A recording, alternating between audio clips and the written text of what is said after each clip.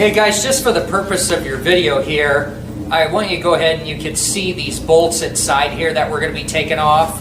And then if you look on the outside, outside ones as well. So it might be a little hard to see from the angle we're going to go at. So we got 4 fasteners here, and you can see the V-twin of our engine here. This is our front cylinder. This is our rear. And why that's important, I'm going to go ahead and just show the service manual here, if we can. You can see here labeled front cylinder, rear cylinder. Even look at the shape of the cylinder heads. We have our 2 inside and our 2 outside. Here's the big thing. Notice how it says cylinder bolt removal. Okay. Alternately loosen all 4 head bolts a quarter turn in the sequence shown. So I don't just go ahead and yank one out. What I'm trying to do is not distort the integrity of that flat sealing surface on the head. So what I'm going to do is I'm just going to take a marker real quick and mark those bolts so that I don't have to have any confusion or concern about that. Now go ahead and back the camera up. Another thing that you could do too is I'm laying this service manual in the same direction of the engine so that when I go ahead and mark these, I'm not going to mix up my left, right, and so on. So, okay. Simple step, but effective. Now I can go ahead and close up the manual. So I'm just knowing, I know that procedure exists, so I want to go ahead and make sure and duplicate that. So now that those are marked here, I can go ahead and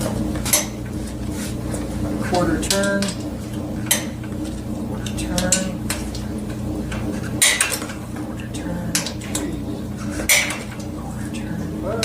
and just back and forth. Now it popped on that one, so I don't have to worry about it.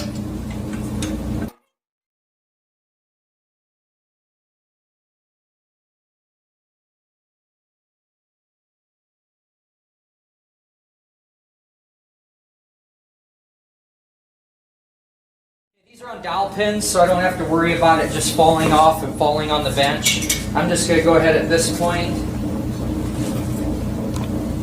Another rag to throw under there, I'd love it.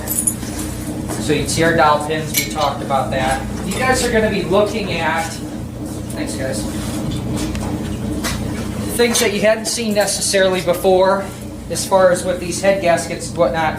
Part numbers should have been facing up. It's something I like to go ahead and look at. We'll get a lot more detail on the installation procedures of what that looks like. Okay, so at this point, I've got a couple specialty tools.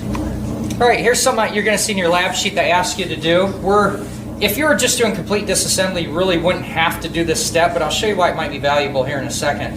There's a cylinder hold down tool that's machined to go ahead and grab onto this. You guys remember on your 2-strokes and some of your other 4-strokes you did that, boy, if you touch that crankshaft at all, how the cylinder wants to jump up on you, and if a ring ends up popping out of that, you end up breaking a ring and having a bad day. All right, hold on a second. All right, the reason I wanted to show you this is, go ahead and turn the motor over. All right. Now what we get to do, now tap, tap, tap, go ahead, and you can actually see that top dead center. And this is a time where very rarely, but once in a while, I've ran into the fact that one cylinder is significantly lower than another. And that's where somebody either didn't machine something right, and that would dramatically change compression ratios. And maybe when you did your first compression test, you saw they were way out of line. That could have been the problem. So what I could do is go ahead and do the rear. You won't turn the motor over. Here, watch these 2 pistons operate. Chugga, chugga, chugga, chugga, boom, boom. All right, there's your V-twin at work.